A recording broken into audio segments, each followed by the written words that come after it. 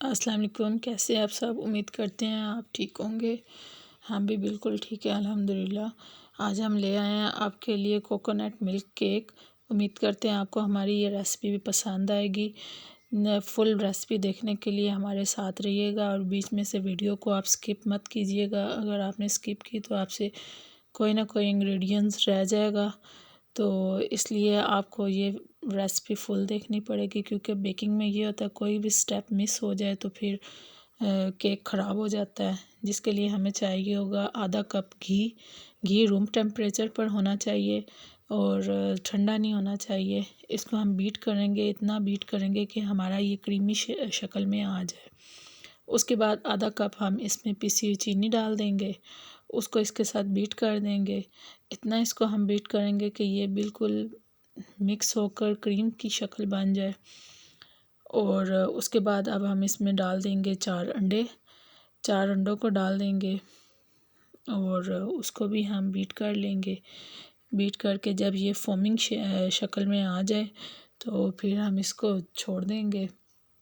तो इसमें आपने ये ध्यान रखना कि आपकी सब चीज़ें रूम टेम्परेचर पर होनी चाहिए। और इसमें हमने 1.5 कप मैदा डाला था।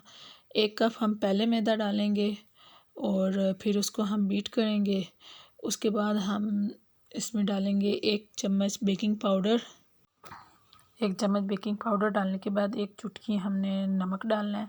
उसके बाद लेमन एसेंस डालना है। नमक डालने से ये होता है इसका फ्लेवर बिल्कुल बेकरी स्टाइल आता है और वनीला एसेंस का भी फ्लेवर थोड़ा वज़नी होता है, इसलिए हमने लेमन एसेंस डाला है। अब रूम टेम्परेचर पे हमने दूध लिया था, वो हमने डाला था। उसके बाद अब हम इसको बीट करेंगे अच्छी तरह से। इसको अब हम बीट कर लेंगे तो इसमें जो लम्स होंगे वो निकल जाएंगे और अच्छा सा हमारा बैटर तैयार हो जाएगा। तो आपने ये ध्यान रखना है कि इसमें लम्स ना डलें।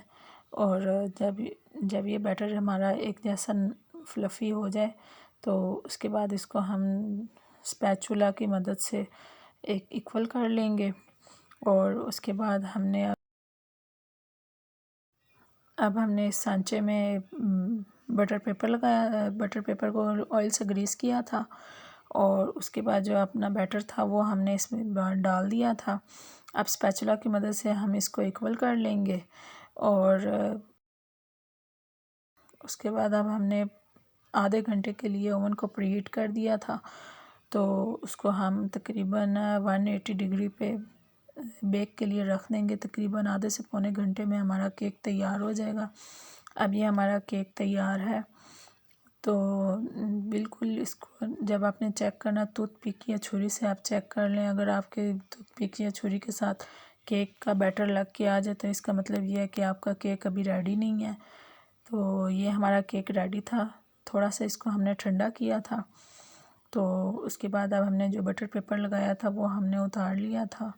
थोड़ा सा एक साइड से रेड हो गया था क्योंकि आंच थोड़ी सी तेज़ थी, आपने मीडियम रखनी है। अब हमने इसकी कंडेंस मिल्क का एक टीन ले लेंगे। अपने एक ओल पर 1 पाव का जो होता है दूध का डब्बा वो हमने डाल दिया था और इसको अच्छी तरीके से हम मिक्स कर लेंगे। अब हम ये जो साइडें थी हमारी केक की उनको हम साइडों से उतार लेंगे और उसके बाद इक्वल इसको स्क्वायर शक्ल में शेप में बना लेंगे। अब इसको हमने ऐसे इसके पीस बना लेने हैं, पीस काट लेने हैं तकरीबन। अब हम अगर आपको इससे छोटे पीस चाहिए तो आप छोटे बना लें, अगर आपको बड़े चाहिए तो आप बड़े बना लें। तो हमने ये नॉर्मल बनाए थे।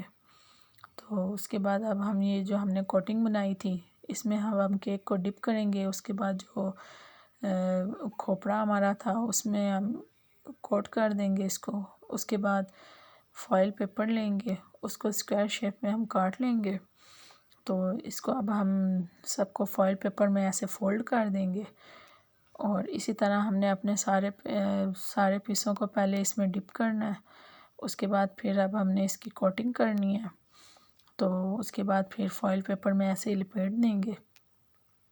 तकरीबन हमने अपने बाकी सारे पीसेस को ऐसे ही कर लिया था, तो आप भी ऐसे ही करें।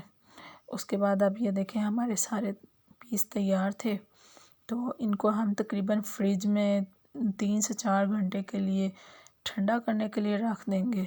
अगर आप ठंडा इसको खाएंगे तो ये आपको ज़्यादा अच्छे लगेंगे और गर्म में वो मज़ा नहीं आएगा।